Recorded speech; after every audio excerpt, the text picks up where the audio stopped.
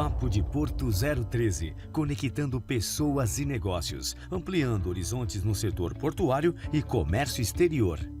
Patrocínio Wista Brasil, mulheres fazendo a diferença nos setores de shipping e trading. Lavanderia Johnny Washer, conveniência e qualidade perto de você.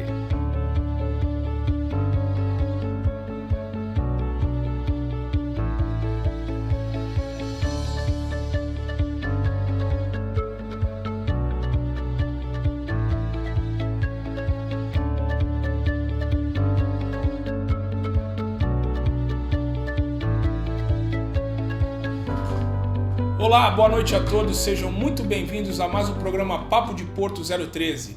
Eu, Luiz Fabiano, serei seu anfitrião nesta próxima hora, mas não estarei sozinho nesta agradável noite de terça-feira. Estarei com um convidado para lá de especial, um amigo querido que conquistei na minha vida profissional. E é com grande satisfação que eu divido esta bancada nesta agradável noite de terça-feira com Matheus Cesário. Matheus, muito obrigado por ter aceito o nosso convite aí. Muito demorou, obrigado. Mas chegou e é uma pauta que eu acho muito interessante, que é de seguros, e eu nunca não trouxe aqui. E eu acho interessante, eu sei que você é um cara especialista nessa área, por isso fui atrás de você, meu amigo. Muito Só fiz isso.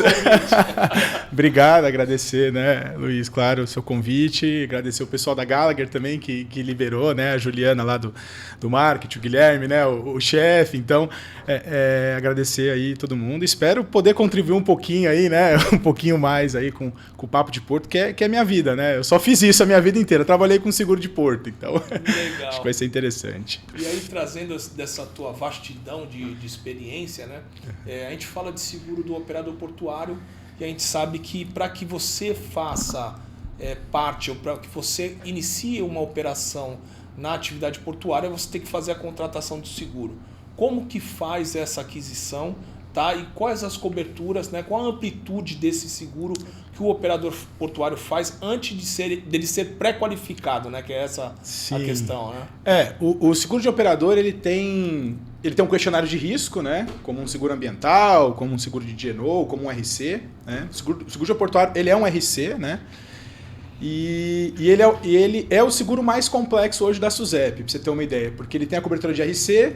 Ele tem uma cobertura de property, né, para os armazéns, para os escritórios ali do porto, e ele tem uma cobertura de RD equipamento. Então, assim, você tem 3, 4 apólices numa mesma apólice. Então, hoje o seguro de operador portuário ele é o mais completo de todos os seguros da SUSEP, né? Ele é um seguro bem dinâmico. Como é que você faz para você contratar ele? Então, você tem um questionário de risco. O que vai no questionário de risco? Ele vai as atividades dele, então ele faz estiva, ele faz armazenagem, ele faz reparo de equipamento, ele faz amarração de navio, ele faz tudo isso, né? Então ele pega um pouquinho de cada coisa, ele vai lá e coloca. Ele faz uma coleta e entrega, pega num terminal A, entrega no outro B, né? Ele faz alguma coisa assim. Então ele coloca essas características dele. Tem a parte da cobertura, que é para todos os seguros, o limite que ele vai querer, a franquia, né? Tem todo, né, os sublimites.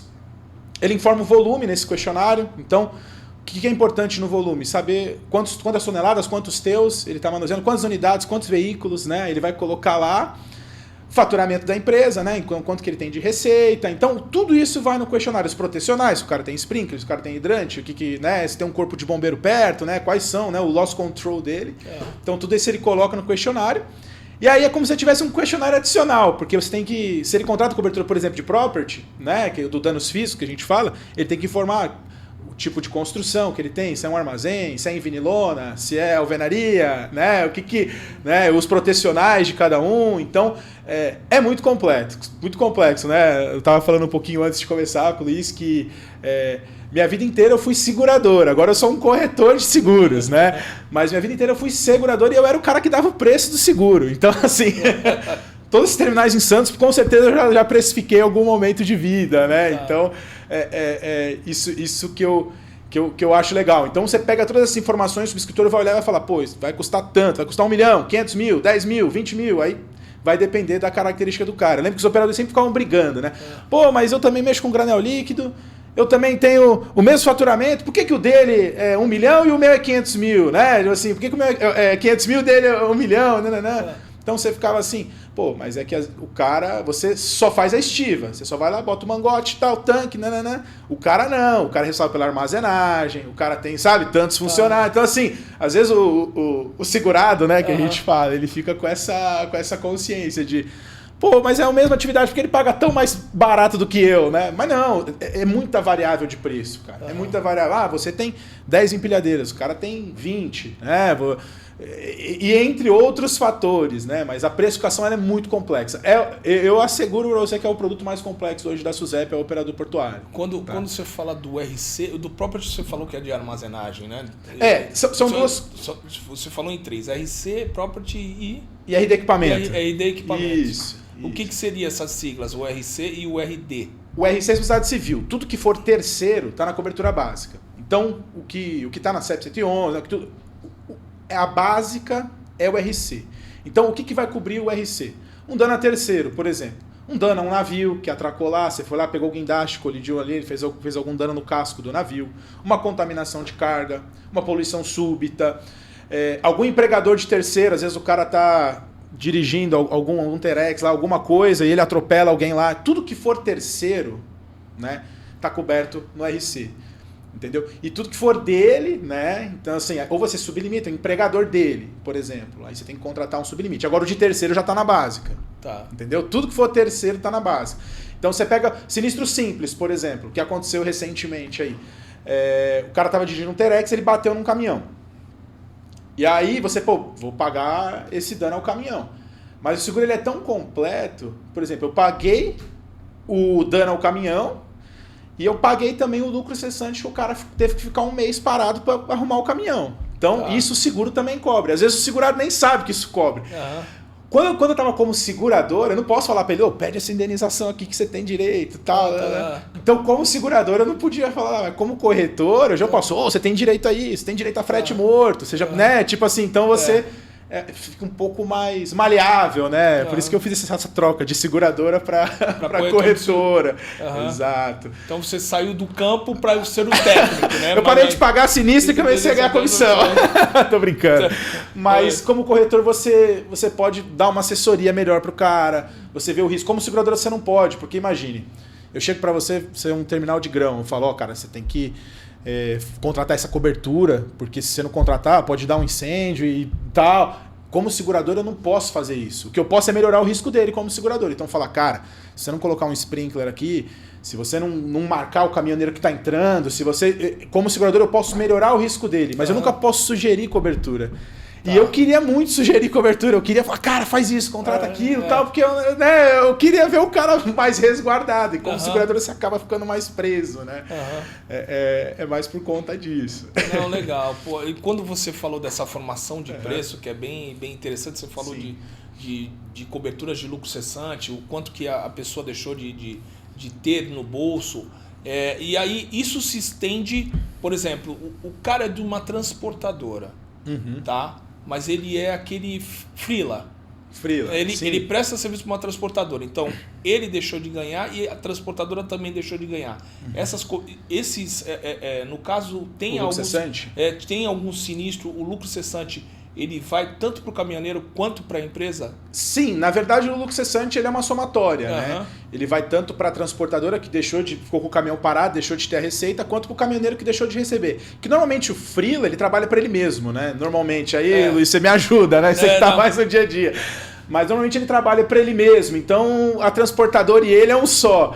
E quando você é transportador, às vezes o cara também tem caminhão sobrando, né? O cara ainda tem. Mas ele engloba. Foi aquele papo que a gente teve lá, que você comentou, pô, Matheus, mas eu tenho um terminal, eu tenho um monte de CNPJ operando lá e tal, todo mundo tem que ter sua apólice. O terminal maior, ele tem a apólice, ele contrata. E todo mundo que está operando em nome dele, né? Então você pega um terminal grandão aqui, de Santo Guarujá aqui, um próximo. E eu tenho vários, tem um cara que só tá no TEV ali, no automóvel, tem um que tá só no container, tem um que tá só na carga solta, são vários CNPJs. Mas se eles estão operando em nome do cara, se ele contratar a apólice, os empregadores dessa galera estão cobertos. Tudo que está em volta ali está coberto. Então por isso que às vezes o grandão, o que ele faz? Ele amarra em contrato. Ele chega no menor, né, no operador menor, que tem 15 funcionários, 20 funcionários, ele fala assim, contrata sua pólice, aí dá um limite lá e tal, e ele pega esse limite e bota de franquia no dele, entendeu? Para ele responder só no excesso, entendeu? Então, tem alguns macetes jurídicos, né? Isso que aí também não é tão meu forte, mas aí dependendo do contrato que o cara tem, mas ele responde. Tá dentro do terminal dele, tá operando em nome dele, ele é responsável. Ele é responsável. Quando a gente faz essa questão da pré-qualificação, e aí que é o próximo passo, que aí os operadores estão legalizados, existe algum limbo jurídico nesse interim entre ele contratar o seguro só passa a funcionar quando ele estiver operando, ou o seguro passa a funcionar quando a documentação está tramitando? Como que funciona? Não necessariamente. O seguro de operador, por exemplo, eu inclusive na minha antiga casa, eu tinha apólices que também o cara, ele nem operava mais tanto como operador portuário, mas ele gostava das coberturas e ele tinha um Redex que era do outro lado da rua. Então assim, ele falou, pô, Matheus, tem como? E eu continuo entrando no porto para pegar a carga. Então ele, como eu posso dizer, ele entrava no porto, pegava a carga. Então, só de ele entrar no porto ele já tem uma exposição. Ele pode atropelar alguém, eu não sei se ele ajuda o cara no Terex, eu não sei. Então assim, ele já tem uma exposição. Não necessariamente. O seguro ele vai cobrir a exposição de operador portuário. É cada seguradora. Então, por exemplo, tem seguradoras que falam, se eu não tiver o KNAI de operador portuário, eu não aceito o risco.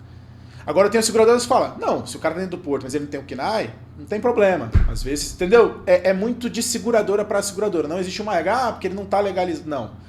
Vai muito de caso a caso. Tá? É mais da aceitação da seguradora, não tem um link jurídico. Tá? Não, o cara tem que ter... Embora o clausulado ele fale, né, que tipo, o cara tem que ser um operador portuário ou logístico, ele fala. Então o logístico ele já... Não sei se juridicamente falando, não sou advogado, né, Luiz? Mas assim, ele fica subjetivo, entendeu? Então não tem problema, não tem um link. Ele ganha uma amplitude maior. Logístico. Isso. Pode ser o cara que faz a logística do pão, o cara que faz a logística do motoboy, é logística. Não deixa de ser uma logística, não é verdade? A seguradora não vai aceitar, não, a padaria do operador. Mas o cara faz içamento, o cara logístico, ele tem as mesmas atividades que o operador, só não está ligado à linha do mar ali. Tá, e aí quando a gente trata de cobertura de seguros, Matheus, é muito comum, e inclusive aconteceu agora recentemente, né? Dos cabos romperem, né? Sim. O cabo de guindaste romper. Mas aí tem duas questões. O romper transpassando a mura do navio e o romper dentro do navio. E aí eu gostaria de saber, no seu caso aí, com o teu laço profissional, para quem que vai, aonde que cobra? A conta vai para onde? Né? A franquia, quem que vai ter que pagar? Porque o operador portuário tá embarcando uma carga e ele trouxe o navio, o armador trouxe o navio, contratou a frete e está colocando uma carga ali dentro. A carga é do operador e o cabo rompeu. E aí? A operação é do operador portuário, né, no caso. Entendi. Vamos lá, vamos ver se eu consigo. Que é complexo, né? O operador já é o seguro mais complexo do mercado, ainda mais. Então isso a gente pode falar com orgulho. O seguro de portos é o mais complexo do mercado. Vai depender muito da responsabilidade. Então, existe, claro, situações onde o próprio estivador, ele não é o dono do navio, mas ele usa o guindaste do navio para fazer a operação. Sim, esse guindaste vai ter cobertura do operador. Se ele causar qualquer dano ao guindaste, qualquer coisa que acontecer ali, se for de responsabilidade do meu estivador, do meu operador portuário, eu pago na minha pólice. Ah, mas eu não listei esse navio na minha pólice. Não tem problema. O importante é que a culpa foi sua. Agora, vamos supor,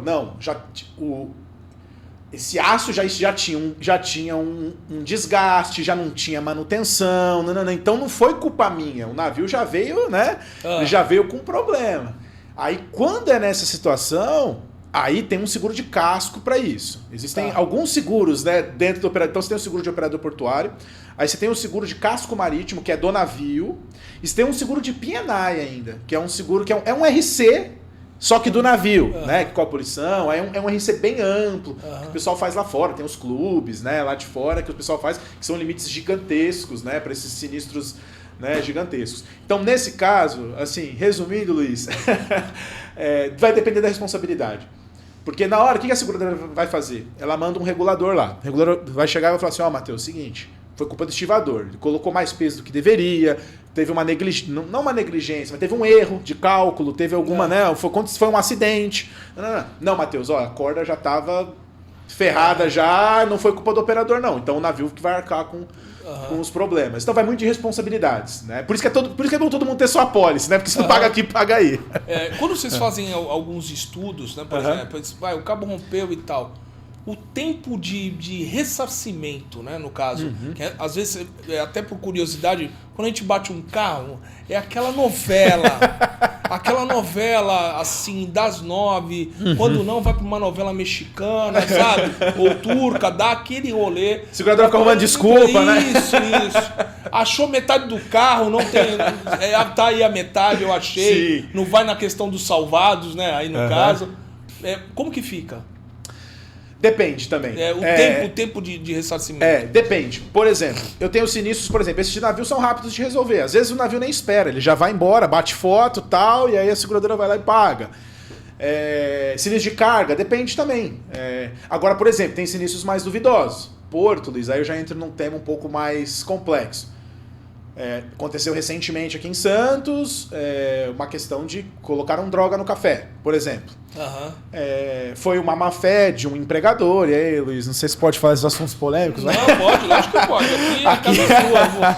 Mas o que acontece? Então, o cara, né, aí acharam, eles colocam em café por causa que o cão não consegue farejar, né? Tem toda, né? O cheiro do café é muito forte. E aí acharam, né, essa droga lá dentro.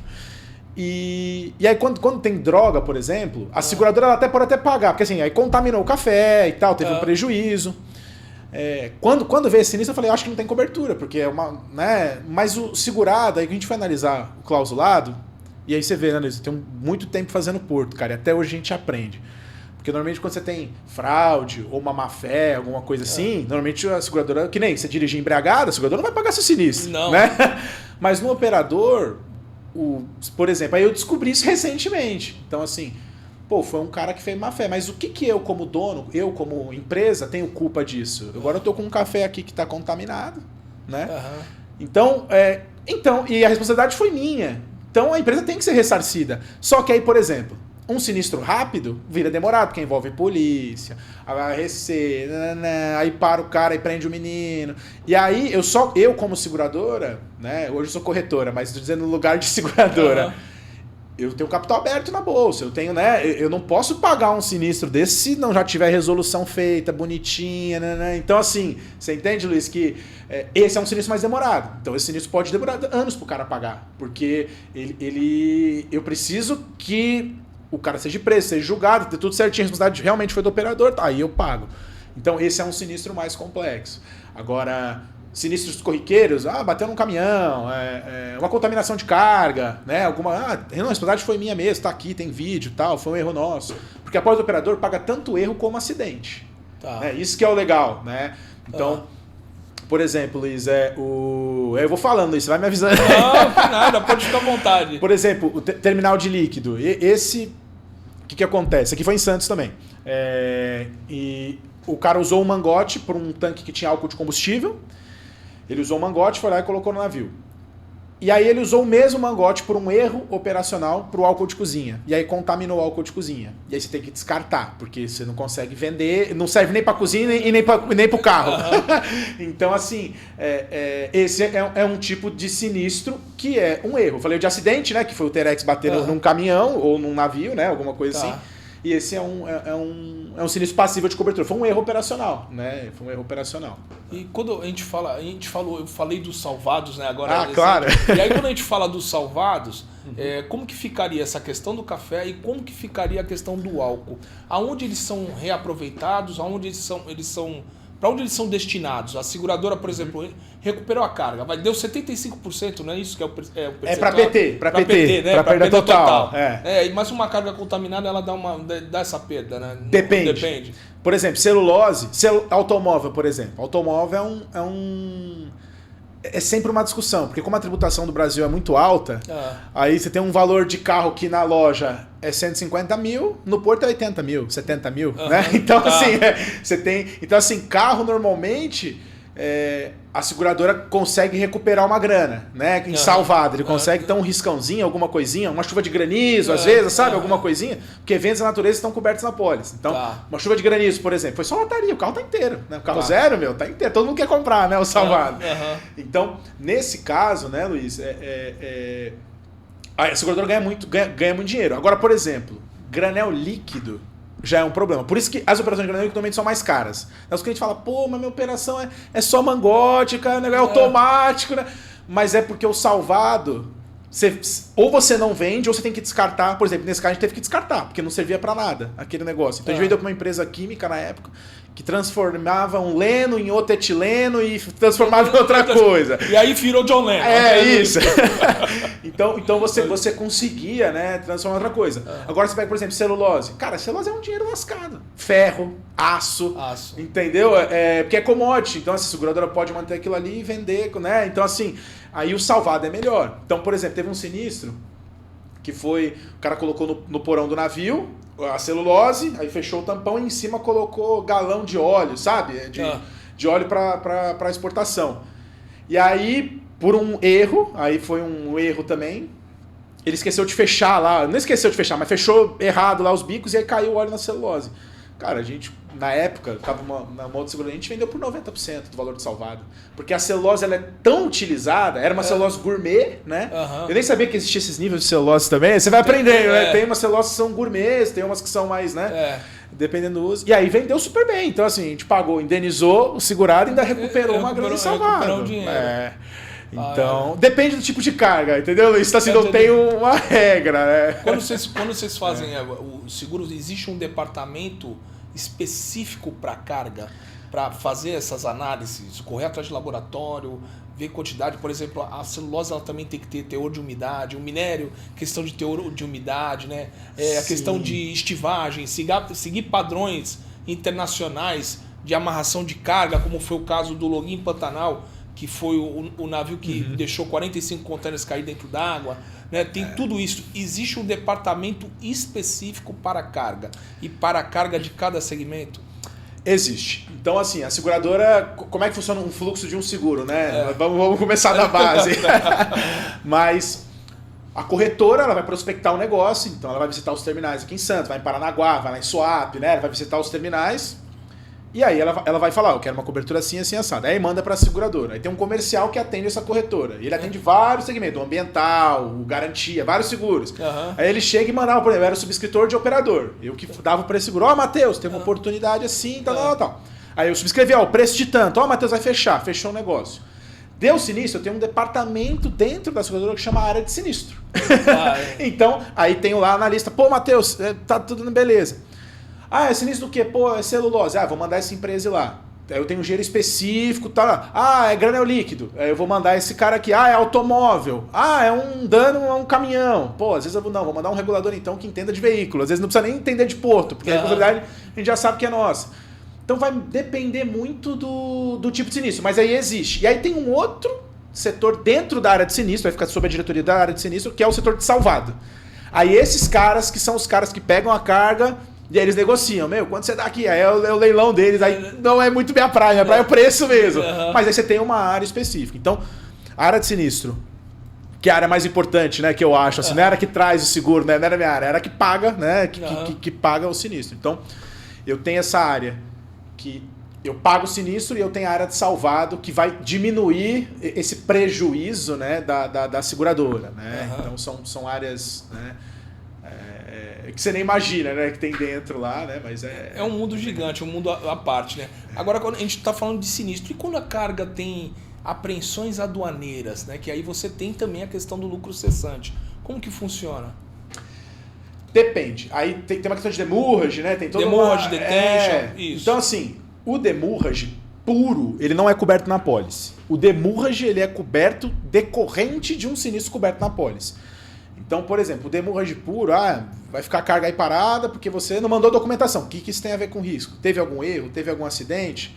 Foi no armazenamento da carga? Se foi culpa... Porque assim, o que eu falo pro pessoal, o seguro de operador portuário é pra peão, é pra cara que sobe em grua, não é pra galera do escritório lá que erra algum documento. Aí vai pra despachante aduaneiro, é de outra responsabilidade. Então assim, O demurrage decorrente de um sinistro coberto na pólice? Não, Matheus, teve uma contaminação de carga, eu vou ter que ficar com essa carga aqui, eu não consigo desembarcar. Aí sim eu pago esse prejuízo.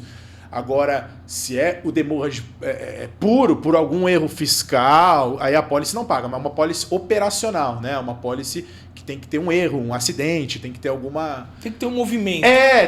Tem que ser o chão de fábrica lá, a galera da grua, tem que ser... A galera lá tem que causar alguma coisa. Então, por isso que eu falo, depende.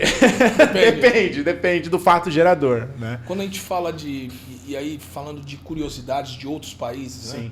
E aí eu quero que você exemplifique, a gente estava conversando aqui no BEC sobre outros países, né? Uhum. E primeiramente, quando a gente trata de seguro, de cobertura de seguro, o Brasil está bem obrigado ou o Brasil está devendo e obrigado?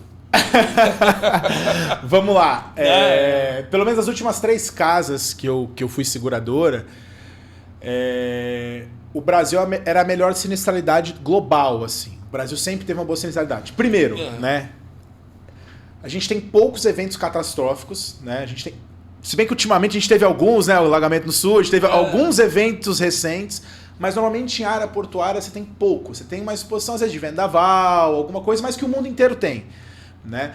Então, você falando de sinistralidade, o Brasil é um país muito bom. Então, por exemplo, tinha problema muito na Colômbia, de contaminação de carga, de estivadores. Os estivadores lá eram péssimos, assim, eram erros assim, grotescos, que você até questionava, caramba, será que foi erro mesmo? Será que teve uma má fé? Você já, né, você questionava. O México também, porque México aí tem questões climáticas também no México, né? Tem então, furacões, assim, né? Então, você tinha questões climáticas que é particular. Chile, você tinha questões climáticas também.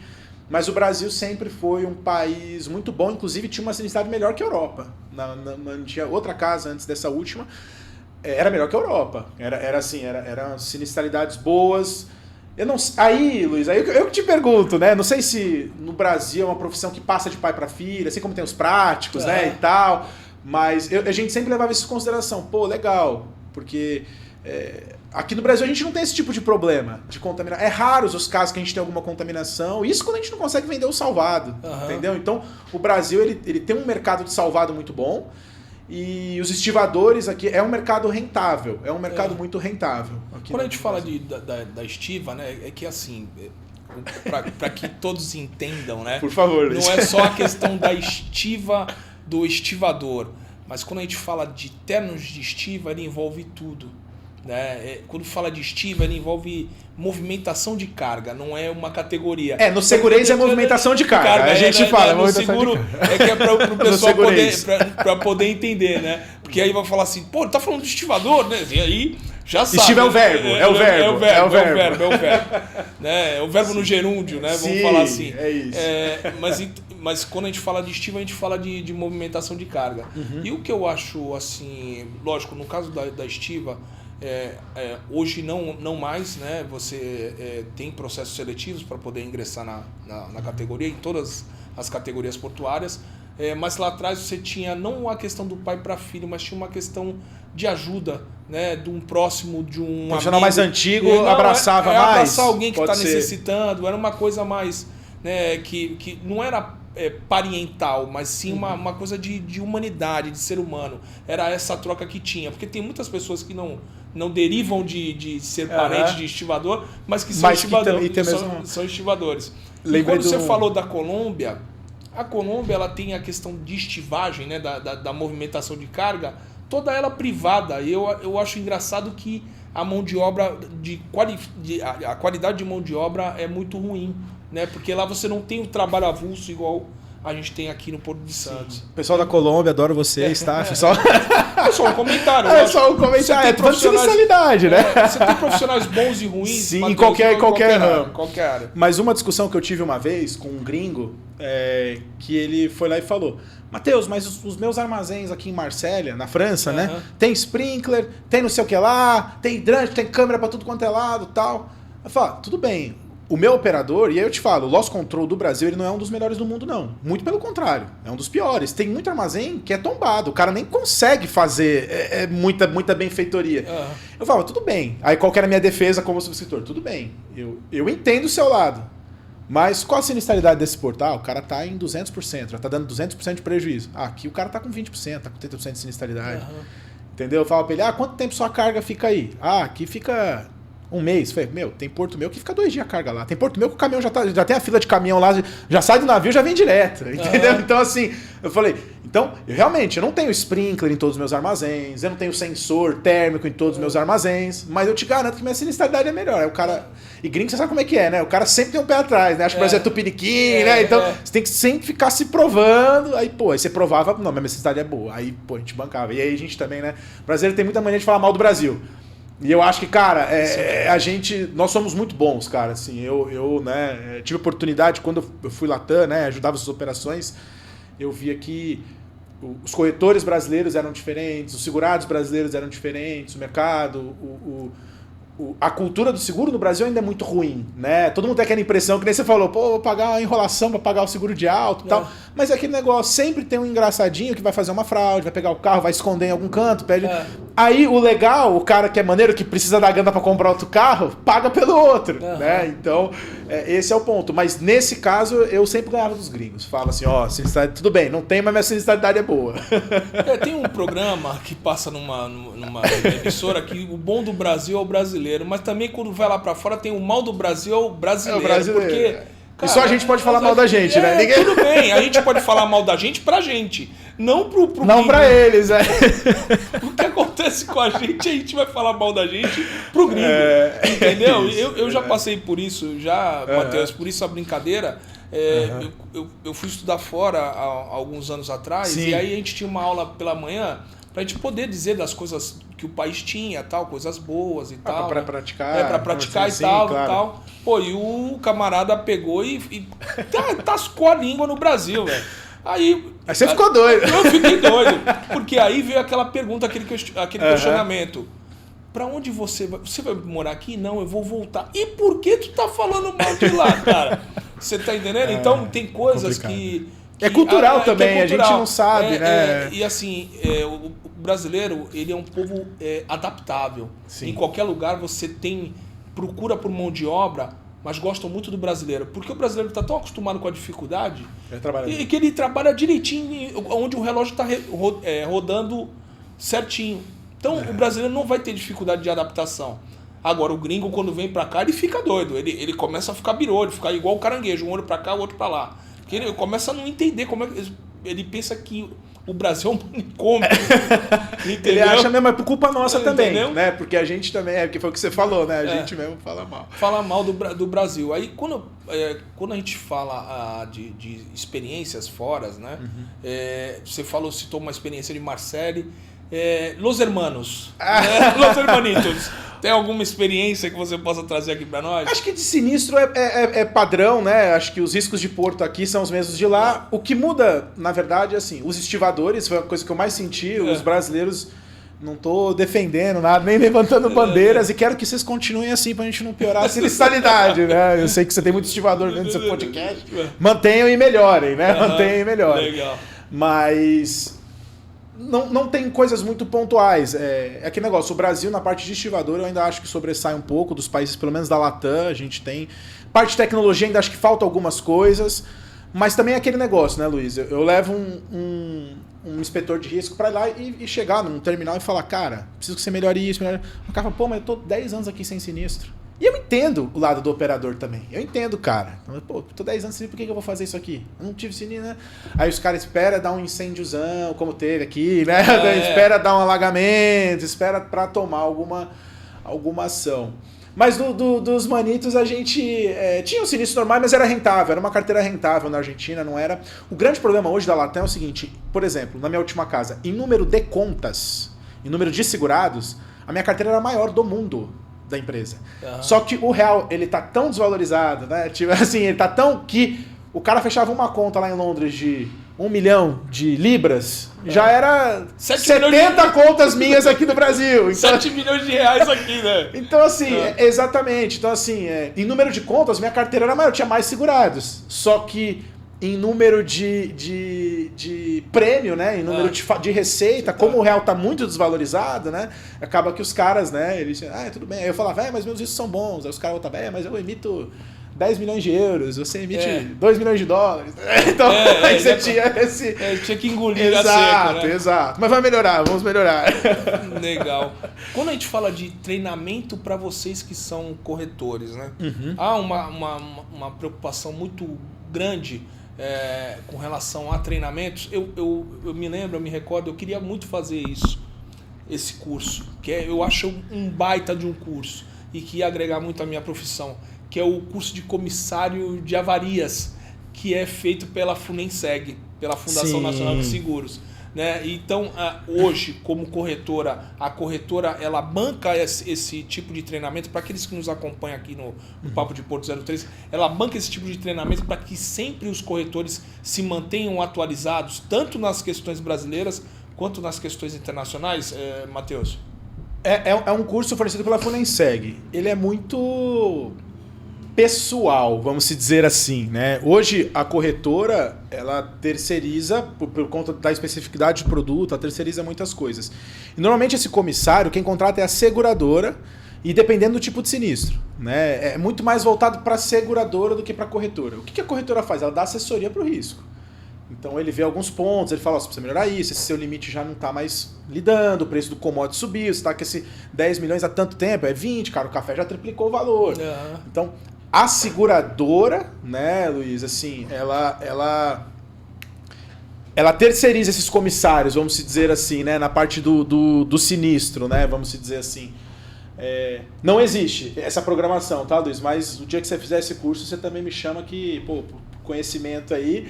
E tem poucas pessoas que tem é mão de obra bem escassa, tá, Luiz? Assim, eu lembro que, por exemplo, dependendo do tipo de sinistro, dependendo do tipo de, né, você tinha poucos comissários de avaria, muito poucos assim, então, e aí o preço, né, então o honorário do cara já era um pouquinho igual mergulhador. Mergulhador ainda mais, tipo assim, mergulhador de berço. Cara, você te fala o honorário do mergulhador de berço aqui, você vira mergulhador de berço. Com certeza, eu largo tudo.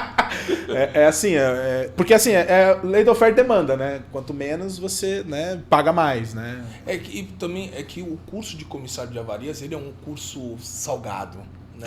Por isso. Ele é um curso de um valor elevado. Nunca vi nem seguradora nem corretora. Mas é um curso interessantíssimo que eu acho que vale muito a pena estar com o conhecimento desse curso, né, de comissário de avarias.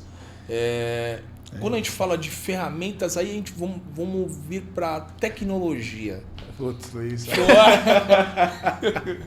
Ferramentas tecnológicas que as corretoras de seguro podem utilizar, Matheus, para poder detectar possíveis fraudes, né? Porque entra na questão justamente do recebimento, né? Pô, demorou 45 dias para pagar, demorou 2 anos para pagar, igual você deu o caso. Né? Mas qual a ferramenta tecnológica que hoje as seguradoras têm utilizado, né, para poder detectar os maus feitores, né? Que assim a gente pode falar, né? Pra não tem falar muita coisa, Luiz, que você não consegue provar. Então, por exemplo, tem sinistros duvidosos que você sabe que teve falcatrua, você sabe que teve algum, né? E você não consegue provar. Então a seguradora acaba pagando porque existe uma boa fé do segurado, né, e tal. Então você acaba pagando. Mas assim, Luiz, tecnologia hoje, os portos a gente vê que está melhorando. Você tem alguns terminais. Esses dias a gente recebeu uma demanda que alguns dos caminhões dos terminais eram por joystick, né? Eles eram manuseados por joystick. Eu nunca tinha visto na minha vida. Falei, mas tem cobertura. Falei, rapaz, agora nem eu sei se tem, porque tecnologia vai vindo e o nosso clausulado ele é antigo, né? Ele não está acompanhando as tecnologias, né? A legislação brasileira, né? De 1800, né? Então, assim... então, eu acho que isso que é o legal. Então, assim, hoje... Qual que é a principal função da corretora? Cara, onde você tem falhas, onde você precisa melhorar. E você avisa o seu segurado. Cara, não tenho dinheiro para isso, então vamos colocar em cobertura. Pô, não tem... Então, assim, o trabalho da corretora é isso. O trabalho da seguradora é se resguardar, taxar o cara direitinho. Ó, se você melhorar isso, isso e isso, seu preço é tanto. Se você não melhorar isso, sua franquia é seu preço é esse. Eu não tô deixando de fazer negócio com você, mas eu não posso te dar um benefício de uma coisa que você não tá, né, resguardado. Então... Mas, assim, por exemplo, tecnologias de roubo. Foram poucos casos, nesse tempo que eu estou sendo operador, eu vi 2 casos de roubo em Porto. E que assim, um foi cinematográfico, assim, coisa de Globo, sabe? Foi cinematográfico. E um outro que foi Teve falcatrua do segurança, foi um negócio à noite, foi, sabe, assim, então assim, foi fita dada que a gente não conseguiu provar, entendeu? A gente não conseguiu provar. Então, normalmente, o que as seguradoras fazem? Que eu vejo ultimamente, essas últimas 3 que eu passei são uma das principais aí.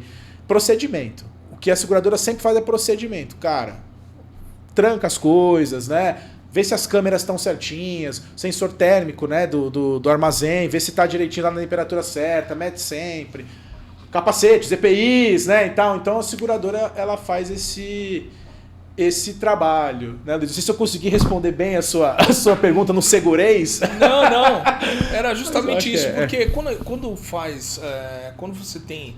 Porque é uma outra questão que deve ser levada, eu acho que pelas seguradoras, pelos corretores, sim, que é a questão quando é feito o alfandegamento. Então o alfandegamento ele é feito muito baseado na segurança do terminal, né? E leva a tecnologia. Sim, né? Claro. E aí acho que no questionário do segureis, né, há dentro do questionário tem as perguntas, tem umas perguntas e aí relacionado à tecnologia. O que eu queria saber é, porque o terminal tem a tecnologia dele, mas eu queria saber se há uma ferramenta no pós-evento que as seguradoras podem se utilizar dessa ferramenta para poder detectar alguma fraude, alguma coisa. A gente hoje... Aí fica muito com os reguladores, que aí vai os comissários de bordo. O que a seguradora faz? O time de sinistro da seguradora manda um regulador. E normalmente a gente manda um regulador local. Então aqui em Santos a gente já tem, né, o nosso japonês que a gente manda lá, né, que é muito famoso aqui. Então no Nordeste a gente já tem um cara lá. Porto é aquele negócio que eu aprendi muito com os reguladores. É uma fofocaiada lascada. Eles falam assim, né? Os caras se falam porque eles vão sempre no mesmo boteco. Então o cara às vezes chega lá, ele já conversa com a turma, ele já consegue, né, puxar alguma informação. Porque assim também, pro segurado, às vezes ele tem as câmeras lá, ele tem os negócios, mas às vezes ele também fica meio receoso de mandar. Ele também tem o compliance dele, tem o jurídico dele, ele tem, né? Então, em termos de tecnologia, a seguradora vai usar o que o segurado disponibilizar. Então, assim, o segurado vai disponibilizar, cara, eu tenho essas câmeras, eu tenho isso, nananã. E às vezes se não tiver, fala, cara, mas aconteceu isso. Aí tem foto, tem... As tecnologias são medievais ainda. Porque assim também, a seguradora não pode ter acesso ao controle de carga lá. Tem muita carga lá que a seguradora não pode, tem muito protótipo, né? Tem muita coisa ali que fica a controle da Receita Federal. Né? Então, assim... as nossas ferramentas ainda... Isso é um ponto a aprimorar no mercado. Né? Pô, será que realmente aconteceu isso? Que ferramenta a gente tem? Um Google Earth? Alguma coisa que... Não, hoje as seguradoras ficam meio que reféns dos dados que os próprios segurados mandam. Né? E desses papos aí, né? Bota o regulador lá para conversar com a turma, né? Então a gente fica meio refém disso. Ainda não tem ainda, tá, Luiz? Pro seguro ainda é um ponto ainda de melhoria. Há um collab, né? E aí para quem até nos acompanha no canal do Papo de Porto, há um collab... para que todos entendam aqui, há uma colaboração entre os órgãos intervenientes com as seguradoras. Você deu um exemplo aqui que é muito difícil, tem algumas coisas que são algumas informações que não são repassadas e tal. Como que está essa relação, né, entre seguradoras e órgãos intervenientes? Aí eu vou dar um exemplo aí de Receita Federal, Polícia Federal, né, que estão mais envolvidas, questão de IBAMA também, quando tem alguma sinistralidade com relação à poluição, contaminação ou poluição de espelho d'água ou alguma coisa de contaminação de solo. Como é que está essa relação? Sempre foi uma relação boa, né?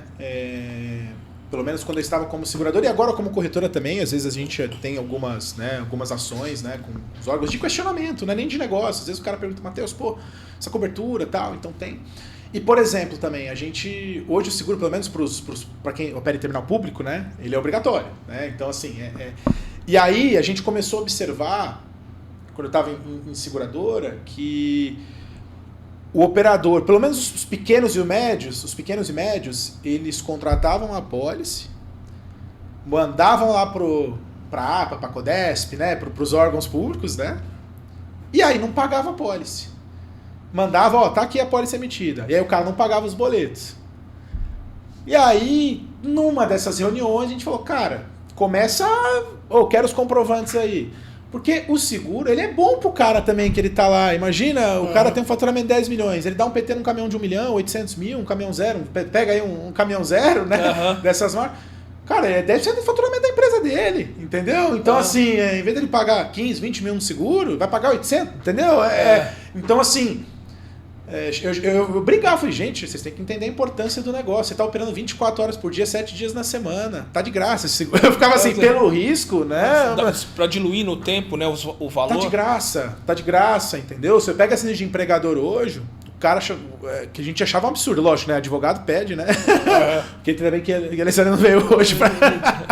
Mas ele pegava assim, o Fabiano, um cara que ganhava uma faixa salarial de 3, 4 mil reais, ele pedia indenização de 1 milhão, indenização de 800 mil, pedia, sabe assim, não tô falando que a vida do trabalhador tem um valor, né, não existe isso, mas às vezes o cara de 50 anos com esse salário, ele não vai conseguir juntar esse dinheiro até os 60 anos, eu não sei se a idade também do operador aposenta mais cedo, né, pela insalubridade, não sei, Luiz, aí você me ajuda? Então, não tem essa regra pra... Não, você tem eu acho que em alguns países você tem uma compulsoriedade de aposentar. No caso daqui do Brasil, não, né? Só vejo isso no STF.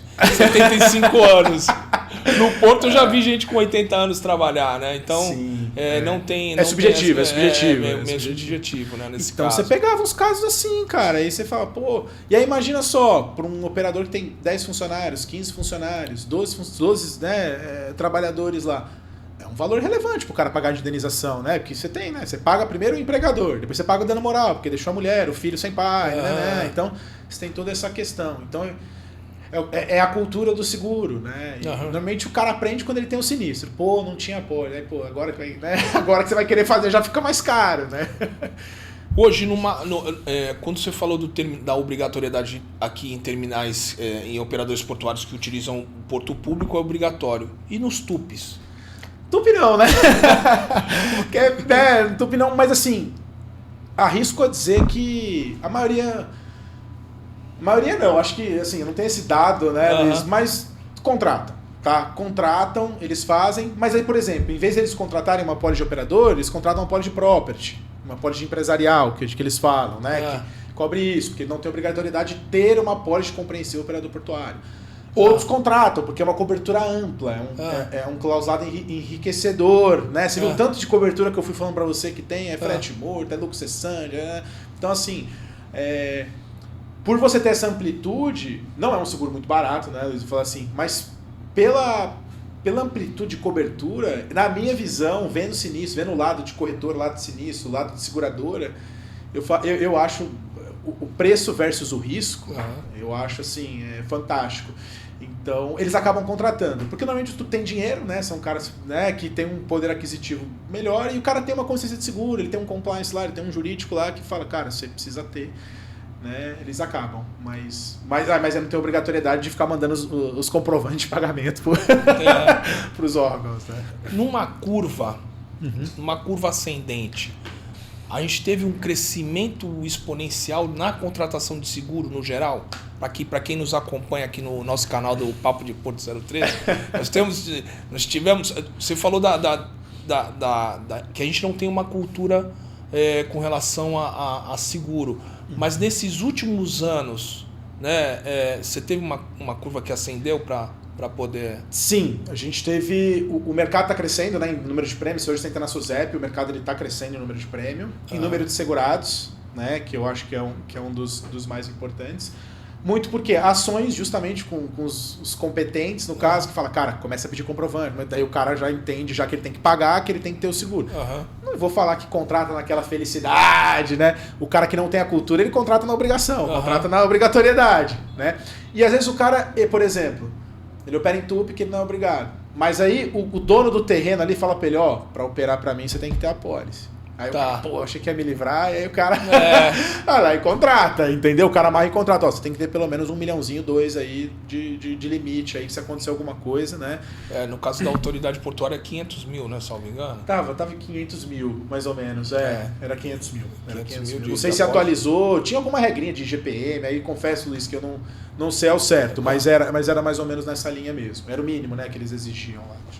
Agora, de fatos curiosos, voltando a fatos curiosos que a gente tinha falado aqui no BEC, e tu tinha dado um exemplo da Finlândia, numa questão de embarque de carga que foi postergada. Como que funcionou isso? E para todos que nos acompanham aqui saber dessas curiosidades, Matheus. Tem que trazer, pô. Cara, assim, Quando você começa a operar numa região Latinoamérica e tal, você vai trocando informação com o subscritor da Europa, com o subscritor da Ásia, né, Oceania e tal. E numa dessas casas, a gente tinha um porto, não sei se era na Finlândia, na Noruega, mas era um país nórdico lá, que 2 meses e meio por ano ele ficava congelado. Então, o cara, aí você fala de lucro cessante. O lucro cessante é uma perda que não estava prevista. Ele estava para receber navio, ele não previa, então ele tem que ser reembolsado. Ele perdeu esse faturamento, né? Ele perdeu essa receita, então ele teve uma perda de receita, então ele tem direito à indenização. Mas nesse caso, por exemplo, ele chegou assim, ó, eu sei que em janeiro e fevereiro meu porto fica congelado.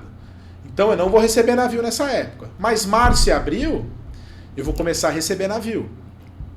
Só que, cara, por questões climáticas, né? Você sabe que aqui agora janeiro tá fazendo frio, julho tá fazendo inferno de calor. Então, assim, por questões climáticas, o porto ele foi congelando lá pro comecinho de março. E era quando ele ia receber navio. E aí foi a discussão que todos os subscritores foram lá e falaram. Pô, tem cobertura, não tem? Vamos falar com o nosso oráculo. Me zoaram lá. Tinha um nome em inglês lá que eu não lembro assim. E aí, Matheus, falei, bicho, eu não tenho neve aqui no Brasil, não. Eu não sei nem te responder se tem cobertura, não tem. Mas eu entendo que historicamente o cara nessas épocas ele não operava mesmo, ele programou, mas por uma questão climática, eu acho que a gente teria que pagar. Não acho que a gente tem que pagar tudo, acho que a gente pode chamar os caras e fazer um acordo, né? Pô, né? A gente começou. Mas são fatos assim, quando você vai vendo país por país, você tem as particularidades, né, dos países. Então é legal que você faz essas trocas. Então por isso que eu falo que a gente tem um país muito abençoado, porque a gente não tem isso aqui, né? Então, por exemplo, existe uma cobertura lá fora que é o bloqueio de acesso por terra. Hoje a gente tem na nossa pós bloqueio por atracação de navio, né? Então, se tem algum problema ali, o berço está contaminado, chega o IBAMA, tá? Que ela fala, você não pode atracar enquanto você não limpar aqui, né? Você tem um bloqueio por via marítima, tem o lá por terra. Por que por terra, Matheus? Pô, porque lá tem neve, né? Lá você tem estradas, às vezes para você chegar no porto são estreitas, às vezes tem um vendaval, cai as árvores, lá o cara não consegue chegar com caminhão, entendeu? Coisa que aqui no Brasil a gente não tem, né? A gente, graças a Deus, a gente é abençoado. Alguns pontos, né, Luiz? Não dá para generalizar, você tem esse tipo de exposição. Mas são coisas que você, tendo relação com os países, você tem essas histórias engraçadas e a gente aprende, todo dia a gente aprende, né, Luiz? Vai chegando tecnologia nova, que nem o caminhão de joystick, outra coisa. Então, assim, onde que era o caminhão de joystick, fala isso? Era no Espírito Santo. Ah, tá. Não posso falar onde que era, mas era no Espírito Santo. Não, é um caminhão da Portocel, né, que tá sendo... Eu não posso... eu não posso falar, mas assim, aí eu fui lá e falei, caramba, meu, que engraçado. Eu lembro que na época eu chamei a menina que era de outro risco, que tem um que é RC profissional, que eles falam, que é para empresa de tecnologia, para empresa de software e tal, então você tinha esse negócio. E para mim era uma operação nova, eu falei, caramba, tá coberto, não tá? Aí chamei a menina de RC profissional. Eu falei, ó, é o seguinte, o Porto subcontratou, falei assim, uma empresa, falei assim, e essa empresa que é a dona do software que mexe nesses caminhões. O que você acha? Assim, cara, se for um erro, por exemplo, esse caminhão desgovernou lá, atropelou alguém, desgovernou, caiu, bateu no navio, bateu no container, fez alguma coisa, desgovernou. E esse erro for derivado da empresa de software, eu pago no I&O. E quem tem que contratar não é nem o operador portuário, é a empresa que disponibiliza o software. Ele tem que ter um seguro para isso. Então, se o fato gerador for algum problema tecnológico, né, do sistema, paga lá. Agora, se foi o seu estivador que estava lá com o joystick... E atropelou alguém, aí paga na sua pólice, porque aí foi um erro operacional. Aí você tem que pedir ajuda para as outras áreas da empresa, né, da companhia, para você ver. Então, é aquele negócio, você aprende todo dia. Eu confesso que na hora eu falei, putz, o cliente chegou e falou, não sei se tem cobertura, não sei, né? Então, é basicamente isso, né? Hoje, de riscos, quais são os principais riscos?